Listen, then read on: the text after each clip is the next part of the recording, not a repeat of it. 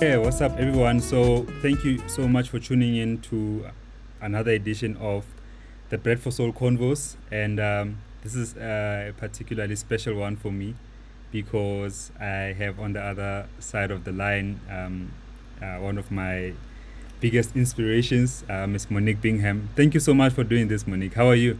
Of course, I'm great, baby. How are you? I'm great. I'm great. Thank you. And I'm I don't so know. Can I say something? I don't know why I just said I'm great. I'm not great. okay.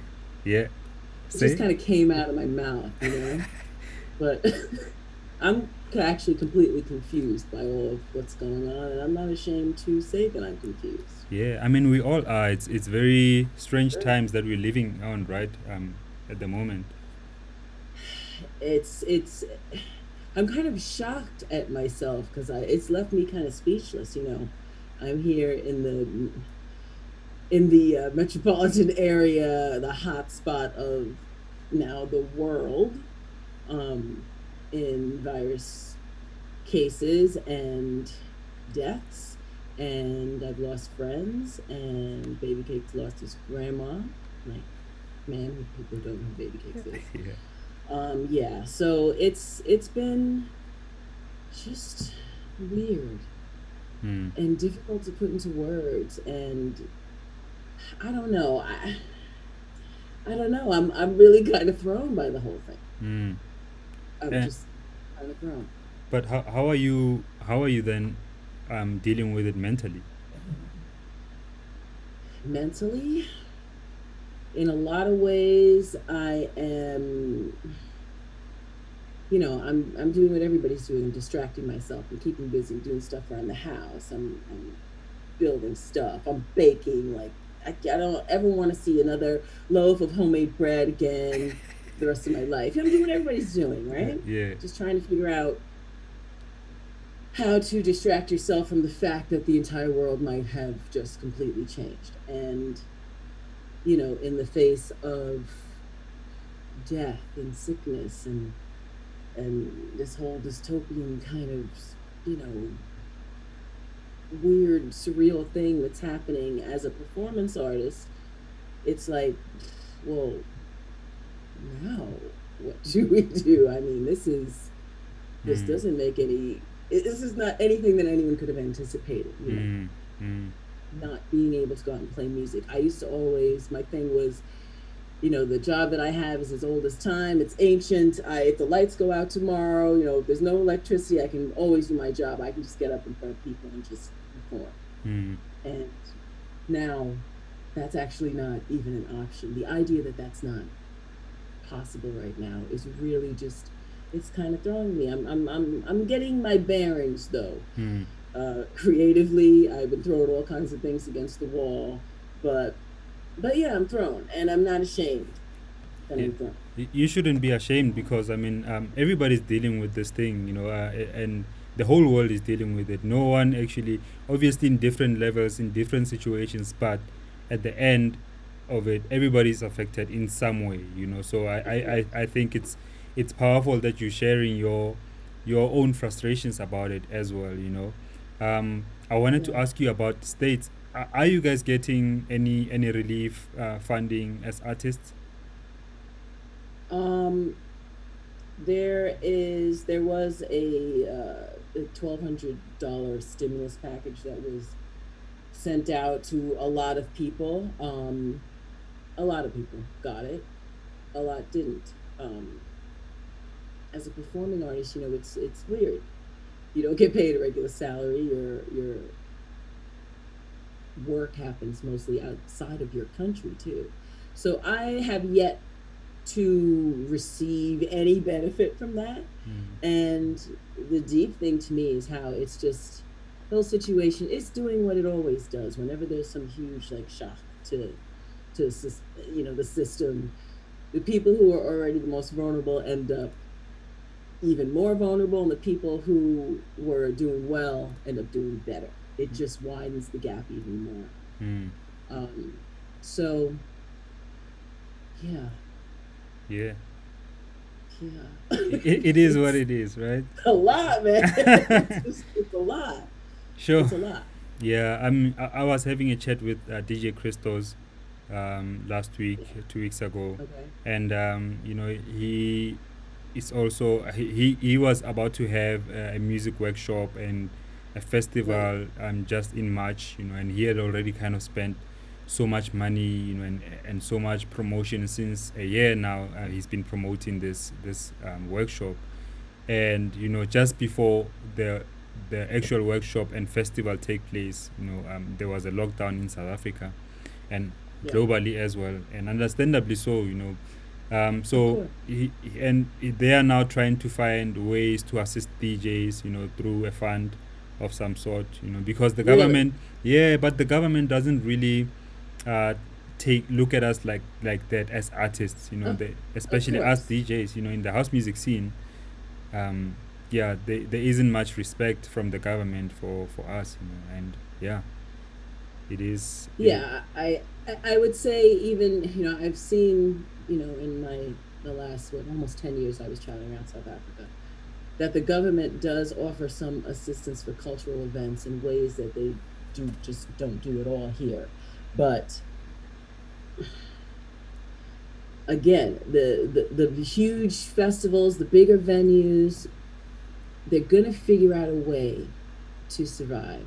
It's the little clubs, it's the little parties, it's all the underground stuff Mm, that's going to change. It's not going to go away. It never does, mm, because we don't go away. That's like what we do, yeah, right? We yeah, figure out something else. yeah, I'm trying to figure out what that's going to be, but we'll figure it out. That's yeah, what we do. yeah, But it's it seems to me things will change completely. yeah, I don't see how they don't. yeah. I'm I I'm thrown. I agree too, because I also don't know. I mean, what also, it could be a scary thing, but somehow I just want to find amusement in it, that actually nobody knows how things are gonna be. We don't know, Oh yeah, like nobody has we the have no answers, idea. so we can only kind of try be as creative as possible, and think of whatever ways, and there are no right ways, there are no wrong ways, because no one knows.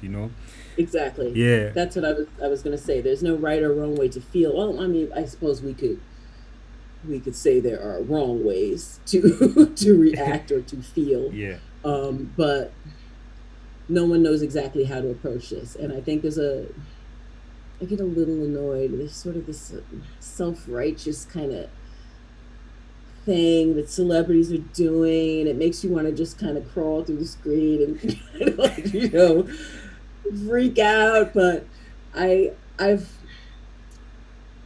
I've been staying away from social media a lot, staying away from TV a lot. I don't know, maybe I'm just being a punk and avoiding everything, but it's just like you bang your head against the wall trying to figure out what to do next. mm, mm. Anyway, let's get through to something that uplifts us Yeah. all. Okay, so firstly, I love your space. I love the design there Oh, in your thank you. studio. Yeah, it's really nice. It's very nice. And I Yeah, see you've trying got, to change some things around too while I'm in here for a yeah, while. yeah, So, yeah. I can see there's a in the morning vinyl there. oh I've yes. I've got a copy of that. But Oh, I you want, do. yeah, Nice. yeah. I also It wanna. sounds. Thank you. Sorry to cut you. I wanna ask you about the hat. Is it from South Africa or Lesotho? Where you got it? Oh no, listen to. Oh yeah, you got it in Lesotho. Yeah, yeah, yeah. Ah, I have nice, a couple of them. nice, nice. Anyway, okay, cool. So I wanna ask you about your career now.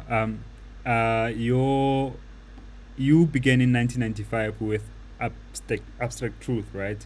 Yep. Um, and I want to know about the members, because I've heard that the band members for Abstract Truth had big resumes. They were working with big artists. Do you want to tell us about that a bit? Sure. I mean, there were a couple of different people that played, but I mean, the main players. Dana Volchek was the band leader on saxophone. He played with the band Conch and the Lounge Lizards, and Vincent Chansey on French horn. He played with Sunrise. I was actually just watching a Sunrise documentary the other day, and Sunrise been really speaking to me. Like I finally like this if anything made me understand Sun Ra, this shutdown has now made me fully understand Sun Ra. But yes, Vincent played with him. He played with I believe Lester Bowie's Brass Fantasy. Uh, Ravi Best was on trumpet. He played, I believe, with Dave Murray's big band. He was on Broadway playing a lot. These guys were like serious jazz musicians. Jeff De Guillaume, bass player, amazing bass player, and DJ too. Guy Daniels was on guitar. Pete Mark was on percussion and drums. I don't leave anybody out, but that's like the core members of the band. Yeah. But yeah, they were all serious jazz musicians and still play all the time. How did you then hook up with them? I hooked up with them from just being out, in the scene back then in the mid '90s in New York. There was a real vibrant live scene. I don't, well, now there are no scene at all, but I'm not sure what it morphed into because, after I started playing and performing and on the road, I really kind of unplugged from the live scene in New York. But there were a lot of bands, a lot of jazz fusion, acid jazz was the term that they used at that time, right? What does that mean? Nobody knew what the hell it meant then, but it was yeah, just a lot of improvisation and musicianship mixed with everything that goes on in a nightclub. And I personally loved it. That sound just feels like home to me. And I've been experimenting a lot too while I'm here, um, with those kinds of sounds also. So it was just a wonderful time. And there used to be like sit-ins, like there used to be back in the 50s and 40s, in jazz clubs, and people would just come and just sit in. And I basically did that um, at a lot of these shows and got the ear of Nappy G. Gordon Clay. He is a member or was a member of the Band Groove Collective at that time. And he hooked me up with Dana and it just kind of happened. But there was a live scene where, you as a singer, you could talk your way onto the stage and be heard. And I love that. There's a lot in South Africa that reminds me of those days. There seems to be a real appreciation for what music was at that point when I first started out over there. So yeah, that's how I found them. What are the some of the things when you refer to in South Africa that reminds you of those days? I like the musicians that I play with all of there. Jasmine Laws, the band dudes from Tembisa, that I play with there, and they're out a lot. Luwanda Gagwana, the trumpet player, he also played a gig or two with us in 2015. There is a young jazz scene in South Africa, and that's what's not there's the jazz scene in the States is not it's it's matured, it's changed, it's not young. And so in that way, that's how it reminds me of the '90s. Yeah.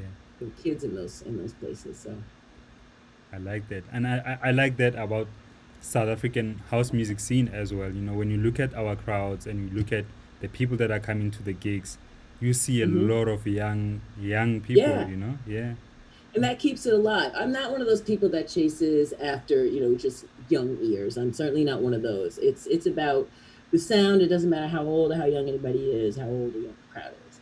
But for any genre to grow and survive and to be exciting, it does have to hit young people. That's when you're at your most aware and you kind of need music, I think, maybe the most. You're the most you concentrate on it more. You get your social cues from it when you're young.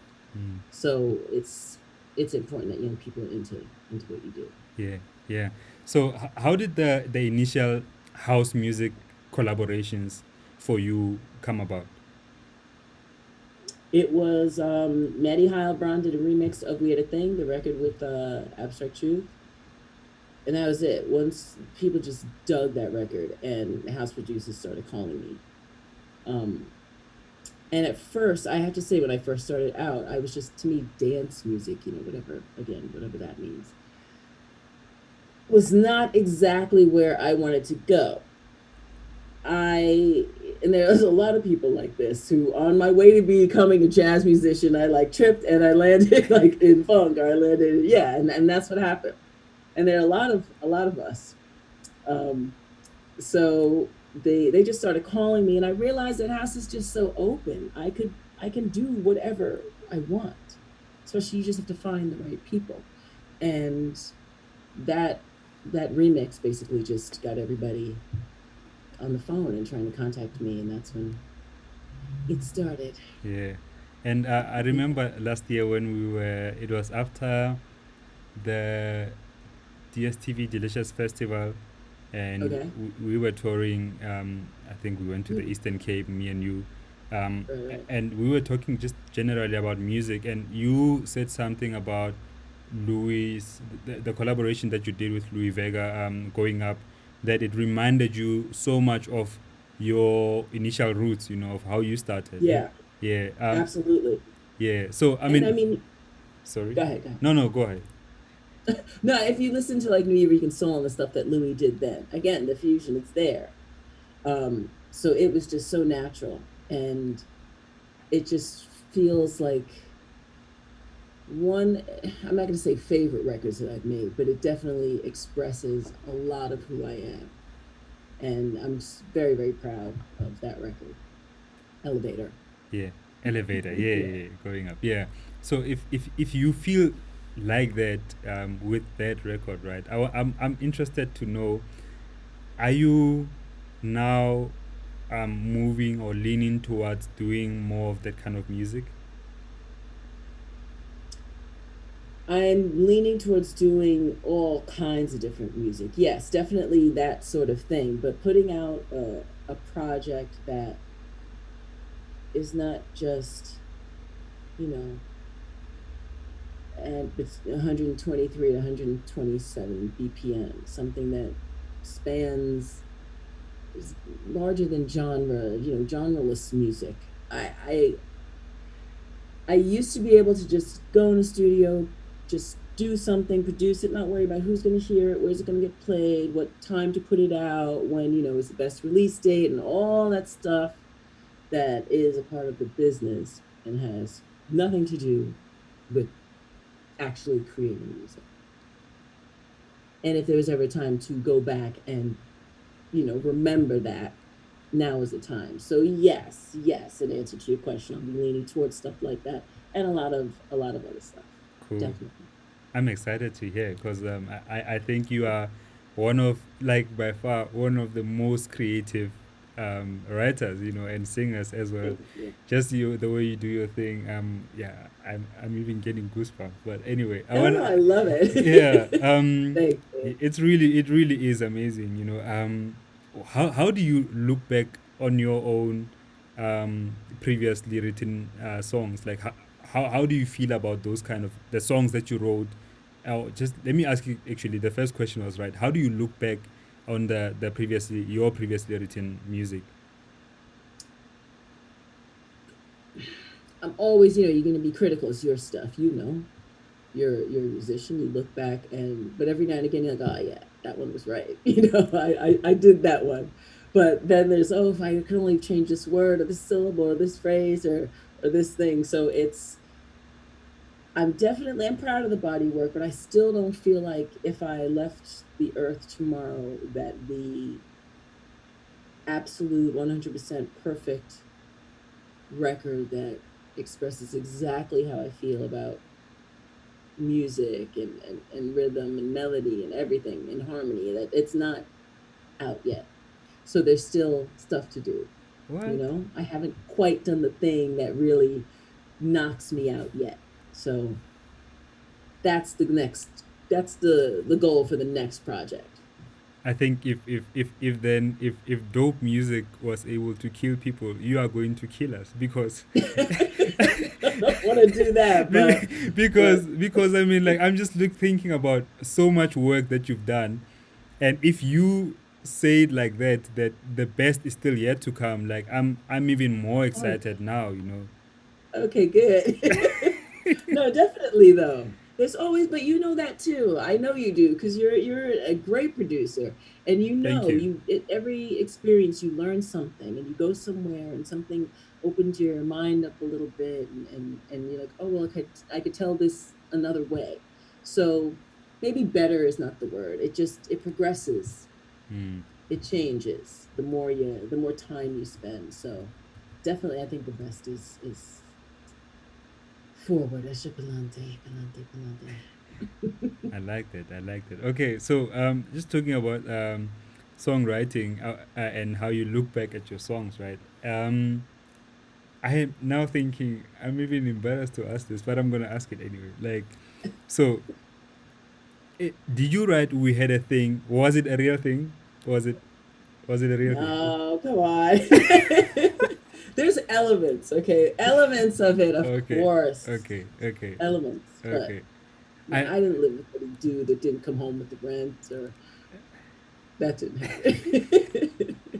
But okay. there's elements. I love that. I love that because like Although the yes. summer of '93 was pretty intense, I'll say that much.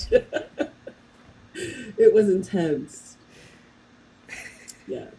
I love and I love it because like as artists, I think that when we reflect the times, right? Like our work mostly and usually we do reflect the times, whether it's within or what we see or what Hmm. we project, and as we grow, obviously, like I don't think you would be seeing we had a thing now, writing about it right now. You know what I mean? Like you kind No, of have progressed to other topics as well, and what you see and what you feel of then. course. Yeah.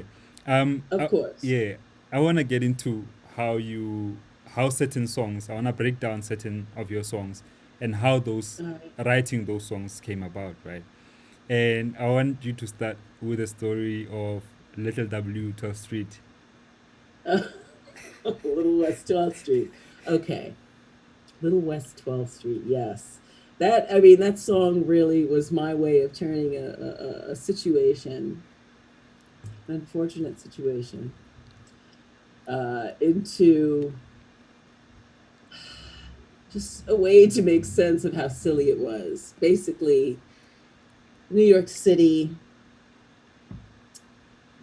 had they had laws in place where you can't smoke marijuana in public spaces, right? I travel around the world a lot, and I kind of forgot where I was for a second, and they got me minding my own business. But the whole thing is entirely ridiculous, in my opinion.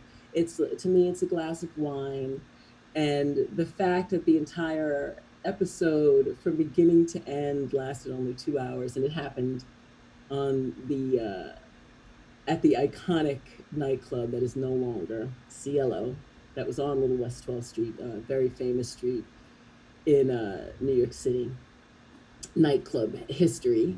Um, it was just, it was such a ridiculous evening that I had to make a song about it. Ralph had given me a track, and I'd had it for a year, which is very common for me. It take a long time, but I'm like, okay, now I finally have my subject, Ralph. You can get your song in a week. Yeah. So yeah, that's what Little West 12th is about. Leave it home or leave it alone. Although that wouldn't happen now, I don't believe. No, they couldn't get you now on that. I'm not even exactly sure what the law is, but yeah. Yeah. Okay. Okay. I mean, like, I guess you are leaving out a lot of meat from that story, but it's okay. Like I am. I'm leaving out meat. Okay, yeah. ask me. Ask No, me. no. I mean, like, you got arrested. And what Yeah. happened? Well, they locked me up. They put me in the back of a van and took me away, man. But, but they let me out like less than an hour later.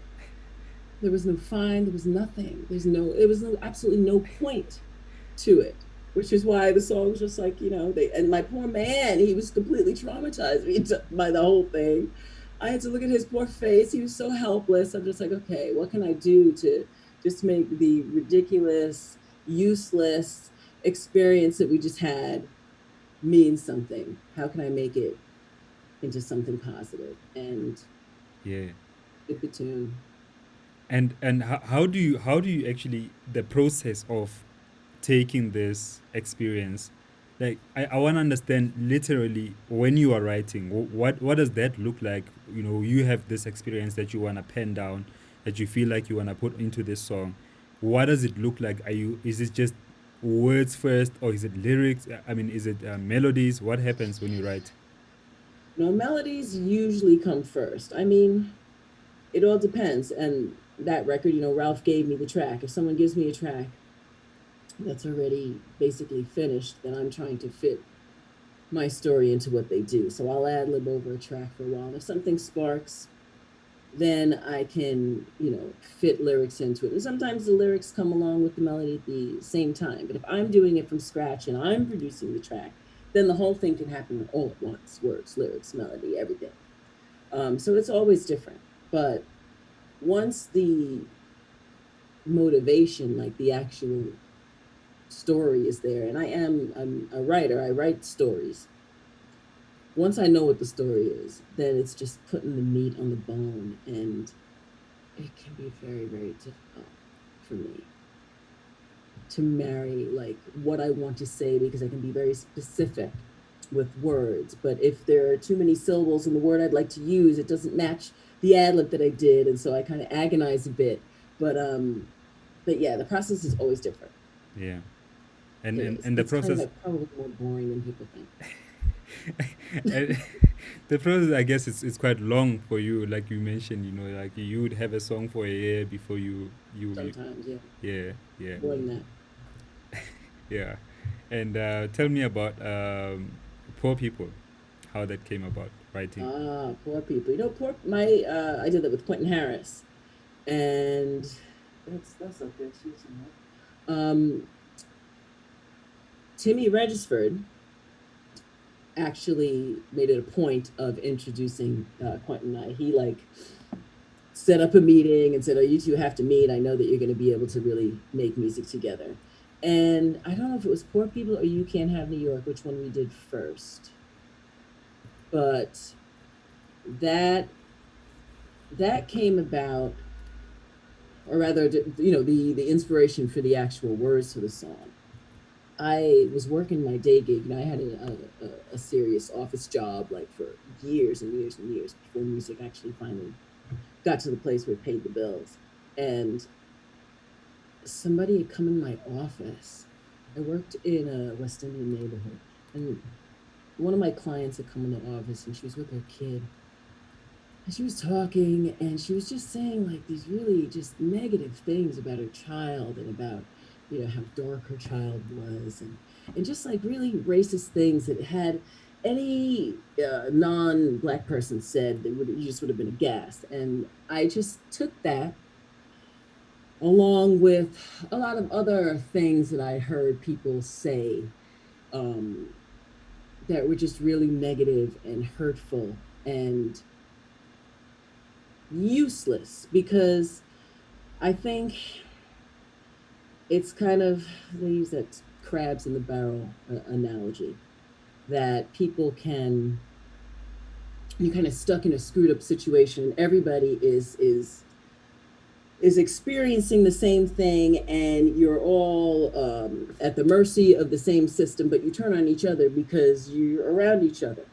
Mm. um, you can't see the forest for the trees, so you turn on each other, and that's what that song was really about. Poor people talking about poor people, when you can't get enough perspective because your day to day is so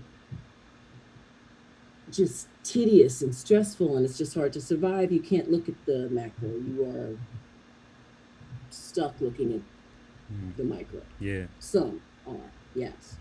And I included myself among that group, because I think sometimes people think, oh, I saw that person on television, or you're touring or whatever, that you have money. No, it's not like that at all. Not for me anyway. Mm. And I don't know, a lot of people out there fronting, Yeah. pretending that things are amazing and wonderful, and they're not at all. I have no interest in pretending. I'm a working musician, and for a long time, their music did not pay the bills. It was totally a labor of love. So I I I included myself in that group. I'm speaking as one of those people as well. You know Mm, what I mean? mm. And have you ever had doubts about the music itself, like whether you wanna do it for like as a career, or if you are doing the right thing? Have you ever had doubts about being a musician? Every 7 or 8 months, don't you? I mean, isn't that normal? That's not normal. Waking up in the middle of the night going, what the hell have I done to myself? Why did I do this? No, I do. And then you have that moment, that night, that gig, that show, and you're like, oh, this is the greatest job in the world. Like, of course, they asked us all in third grade. I remember, like, what do you want to be? What do you want to do when you grow up? And people are saying all these like fireman and police officer, and I'm just like, rock star is like the only answer to that question. Like, you could be anything. Come on, that's the only answer. So, in a way, things have not turned out in any way that I planned. Right? We were all supposed to be millionaires at 25. Didn't happen. Okay. So the next plan is seeing the world, meeting amazing people, making music that turns you on as much as the music you heard that made you want to do this in the first place. Mm, That becomes the goal. And having also worked a job that I did not enjoy because you have to handle your business, you got to sustain yourself. Um, I also understand how lucky we are to be working musicians. It's like a dream. It's a joke to be paid for something that you love to do. So in that respect, no, I go back and forth all the time. Yes, this is the greatest job in the world. This is amazing. I'm so smart that I did this. To, oh my god, what did I do? What the hell am I going to do now? I'm screwed. This is so stupid.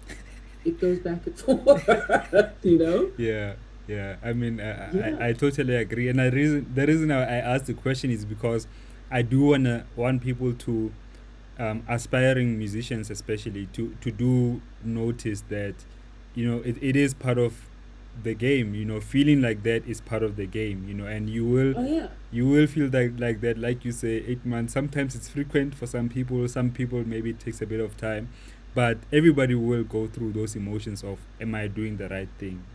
But that's the business. Yeah.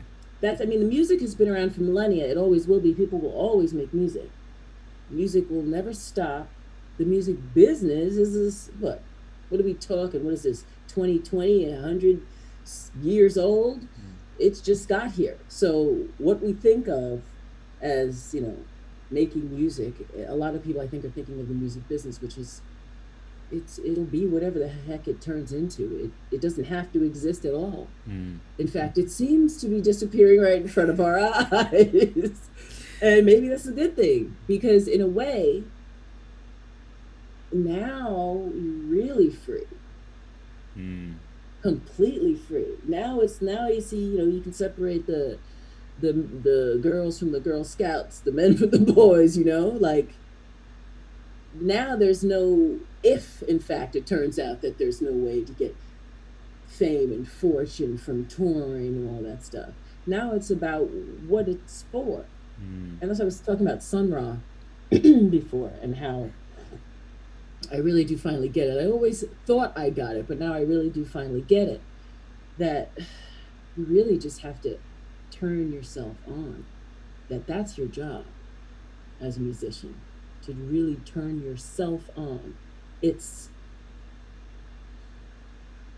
it's kind of silly. You have to be sort of really self-involved and self-absorbed sometimes to focus on what you think and make it as specific as possible to what you want and what you like.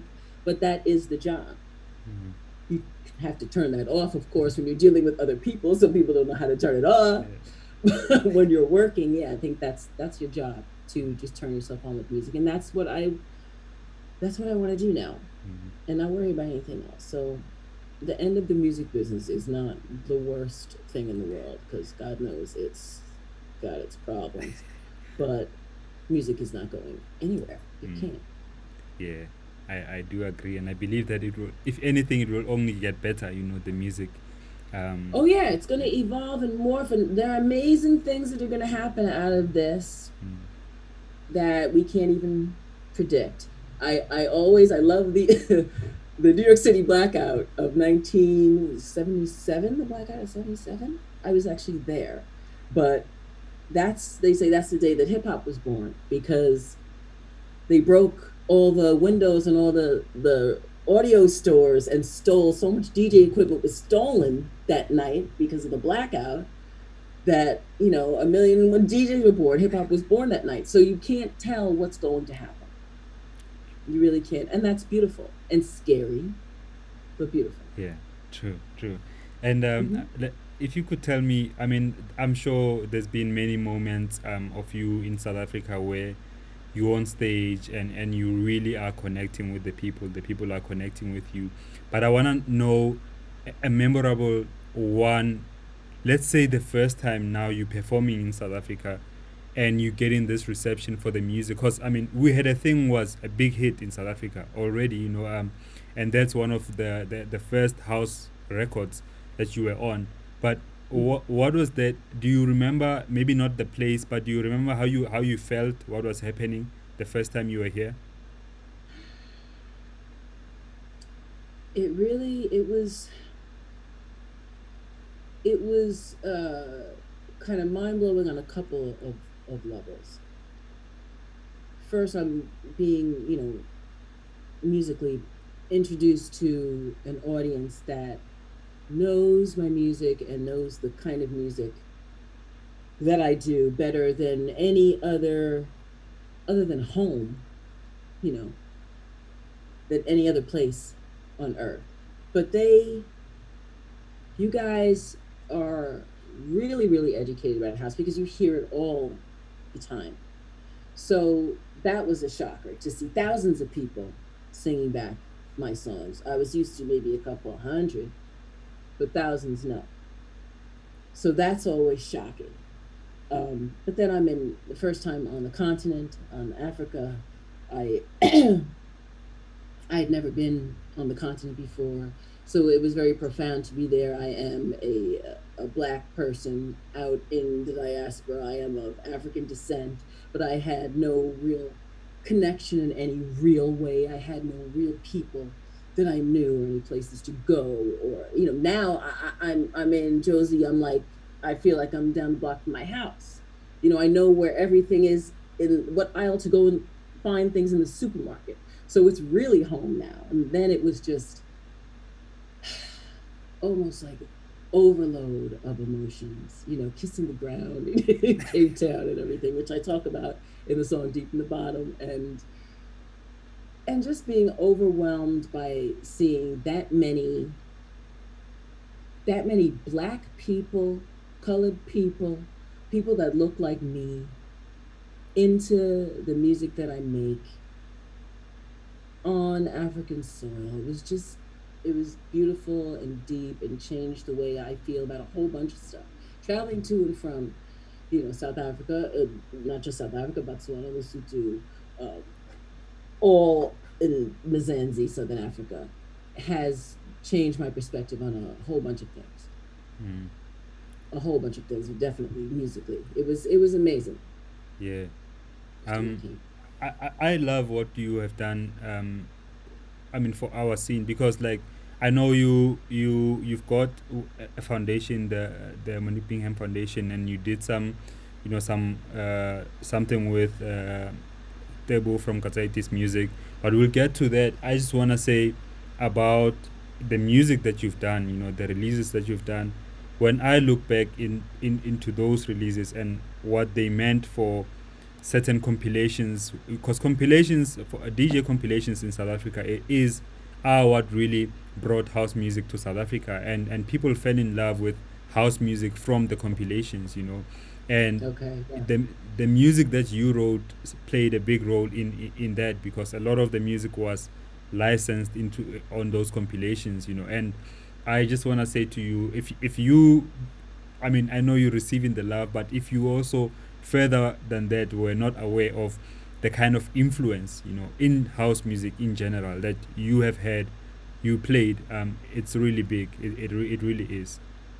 Thank you so much, John. Yeah, I just wanted It's to. it's it's hard to feel that, right? Because you're just going about your business, doing things, but it's very, very lovely for you to say thank Yeah, you're welcome. I want to talk about so your favorite foods actually in South Africa. I mean, I know you sang about the pub, but I don't think you like pub. I know Ralph doesn't even like pub. Uh, you. It's like people are like, after that song came out, they're like, "Give me pop." I'm like, "Oh, I love it." I mean, it was a metaphor. Honestly, what's there to like about pop? It's just it's pop. It has no flavor. It's nothing. But my favorite foods. What's that in South Africa? yeah, yeah, yeah. Because when I was chatting to Terry Hunter last week, and he mentioned that he actually had a steak or some ribs at a restaurant in the Nelson Mandela Square, and he asked you to bring him a He sauce. made me get. Yes, I had to go get that sauce. I actually found it in another supermarket, but I had to get it, and I was so stupid the first time. That was in spring of 2019. I was bringing it back in like carry on, like a rookie, and they're like, "You can't take this through." And I'm like, "Okay, I'm going back in December. I'm going to get you your sauce, Terry." And I got it. I brought it back.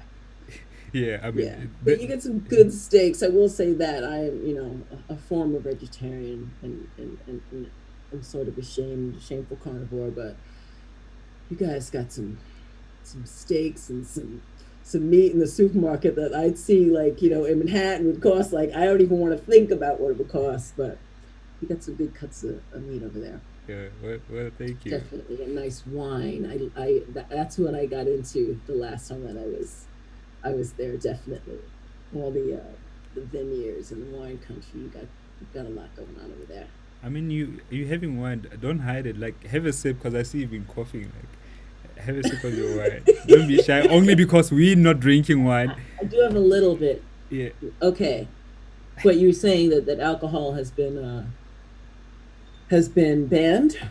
Yeah, the sale of alcohol, the transportation of alcohol. If you didn't buy before the lockdown happened, which most people did, but it's probably finished by now. Legally, That's deep. you're not allowed to buy alcohol. That is deep. Yeah. Alcohol, it's poison. I will say that, kids. It's bad for you. But right now, man, I tell you, I'm not quite sure. It's bad. It's bad. I'm gonna stop. But it's kind of been helping. Sometimes when you don't know what to do,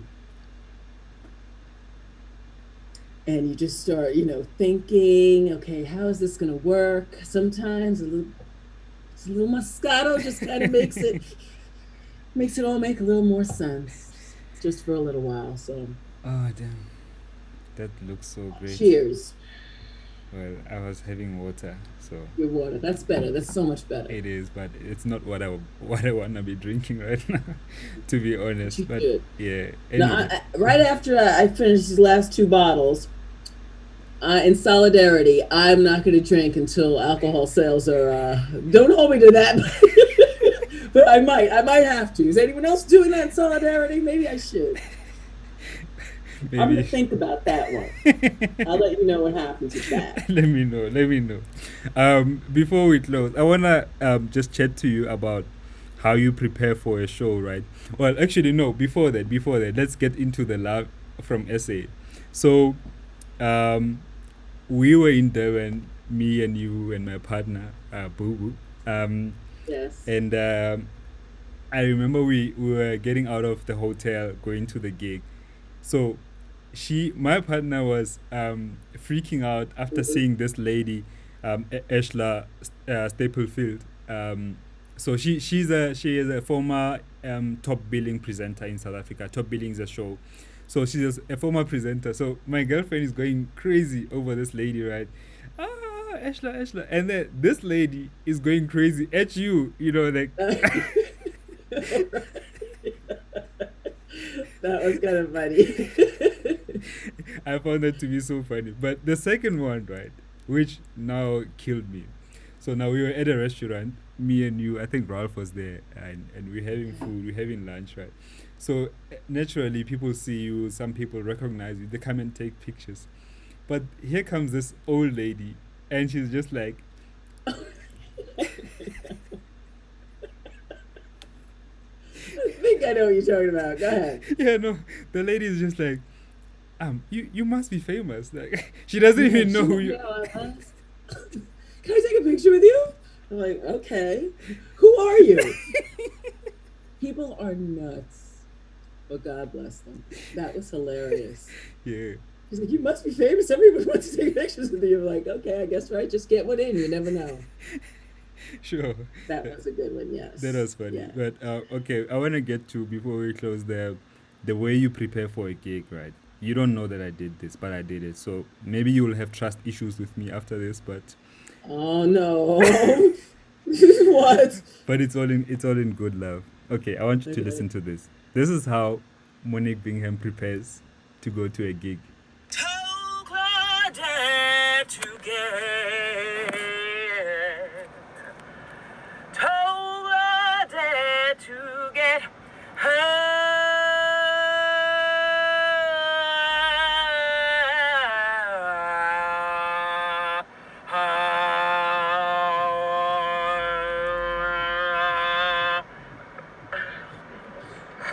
You know what?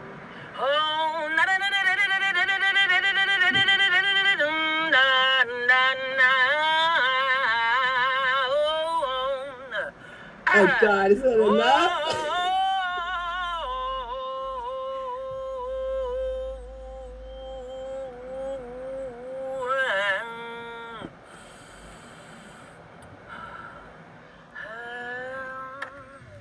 Okay, I love that because You recorded that in the car, yeah? yeah, yeah, yeah. Yeah, I was screaming in your ear. You've heard that many a time on the way to a gig. Yeah, yeah, I did. And It's the best time to warm up in the car on the way, because sometimes I feel weird in a hotel room. I'm doing those like 2 a.m., 3 a.m. gigs sometimes. You can't scream at the top of your lungs in a hotel. So in the car, yeah, you've heard some weird things. I've heard weirder than what we just played. Yeah. But it's all good. What is it like about preparing for a gig like this?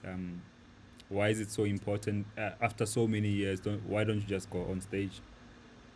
Ah, I gotta loosen it up. I think everybody's voice is different. It's your physical, it's your body. Everyone's body is different, and some people can do that, and they can just get up there and they can just do it. And honestly, youth probably does have a lot to do with it. I could do it back then. Didn't need to sleep that long. I agonized a little more about it, and I was more nervous. But yeah, I gotta loosen up. I gotta get myself, in the mood to do it. And I try to treat every gig like it's the last one and it's the biggest show that I've ever done. And, one of my greatest musical heroes is in the audience watching me, and try to, always remember that whoever's in the audience, however big or small it is, that's the only time that they're probably seeing you live. So you got to make it worth their while. And just, I'm asking people to pay me to do something that I love. We as musicians, we're asking people to pay us what we think. It's kind of, nervy, right? Like if people out there like digging ditches and like, I want you to pay me for what I think and to do something that I find fun. That's like nervy. So if you're going to do it, then you should do it right. And you have to treat it as though it is the professional experience and work that it is. So yeah, yeah. So I gotta get myself ready to go, because you never know what you're gonna walk into, especially the kind of gigs that I mostly do. Again, we're in the underground. Well, here it's the underground. It's not really the underground in South Africa, but the kind of gigs we do still are sort of, they're the gritty ones, you know. Yeah. And in those spaces, there's always a surprise, a sound surprise, right? There's always some monitor ain't working, or there's no monitor, or or there never were any, or you have to improvise with the space that you're given and the situation that you're in. So you open yourself up to whatever's going to happen and do it. But yeah, there's I gotta prepare, Yeah. definitely. I love that about you because even after so many years, you still do that, but not only for performing, you still put your all in your writing. And I know that you never really let songs go unless you are done, unless you are happy with them. I really do try. I tell you, I try because I write so slow, and there's so many people that are just like, come on, put it out, put it out, put it out, and I just can't. I can't work that way. Although I did a record with Mosquito and Chima Music, both of them within the same, I want to say, week, and I wrote in studio, and I did it like in 5 hours. I've never done that before, and I got those two off in that time period. So it's possible. It's just not doesn't happen often. I know and the Mosquito one was dropped in his was on his album last year, Yes. and yeah, Chama Music, my man, release the thing. We need to hear, please. I'm still doing little tweaks Okay, okay, on it. okay, okay, cool, Yeah, cool, still cool. little tweaks, but No, I love it. no, He's so talented. He's he so is. good. That's like an old soul. Like I joke with him and say, he should have been born in like the 60s or 70s because he is like right in that late 70s, 80s pocket of soul and funk and like disco even. He's good. He's He's amazing. good. I think he's one of the Mm. best, that we have in South Africa, and yeah, I mean, Oh yeah, yeah, definitely, definitely. And he definitely, is a soulful, like, just he's got it. There's yeah. a line where you either have it or you don't have it. He's got it. And also, what I like is that I mean, like Chima and also people like you, Ralph Gam. I always find it to be really nice, and I wanna promote this a lot because the thing of being a nice person. I really love that when somebody's so talented, somebody's doing so well, and yet they are still nice people. They are still nice to other people as well, and I like that about you as well, Monique. Thank you, my beloved. And so are you. And I tell you though, it's very rarely I think that people get along in this business if people don't like you. You can be as talented as anything, but if people don't like you, where you going? Because it does come down to relationships. That's in all business, I think. That's a business thing. Again, there's so many talented people that I know that I would love to work with, and other people are like, do not work with them. They're crazy. And you're like, oh no, I could do it. And you're like, oh, maybe no, I won't do that because they're nuts, but they're super talented. Mm, In fact, a lot of the super, super, super talented ones are almost always nuts. mm, mm. I mean, But you don't get anywhere. yeah, So yeah. I know a But couple, thank but you. I wouldn't say which, but yeah. Yeah, um we won't no, say we that. won't say that. Yeah. Okay, let me ask you my last question. If you had the power to influence any area with regards to the music scene, whether in South Africa or that side or globally, if you had the power to influence any area, what would you influence about it? Which area would it be? Influence any area. Wow, I think that's such a broad question. I don't know. Again, there's a part of me, when I started mid 90s, the music business for the most part was basically still the same business that it was in the 50s. There was a product that was sold, there was something that had to be pressed and distributed to people. And then that changed, right? Everything became digital. And then music just kind of became free with streaming and everything. This business keeps changing and morphing. And I guess whatever would make it possible for people on the street level, where things actually develop, to get recognition and to get an audience and a following and just a livelihood. It doesn't have to be mansions and boats and stuff, but it's just a livelihood. I guess I couldn't say that I could influence any particular, geographical location or any scene. Like I can't say that, but anything that would make it more equitable and fair, where the cream gets to rise to the top. And it's not so easy for people that have tons of money and tons of resources to just sort of look and see what's going on in the underground and just pick, oh, I think I'll take that and I'll take that and I'll do whatever I want with it. And I'll make millions of dollars doing this thing that I happen to see in this one town in this one place and exploit it and until nobody wants to even hear it anymore and be done with it. That's not fair at all. Mm. So it shouldn't be that easy. But if I had a magic wand, I would just, yeah, I would make it so that the most talented and the most righteous of musicians are the ones who are touring the most and the most popular. But I'm not sure if that's ever been the case. So that's it.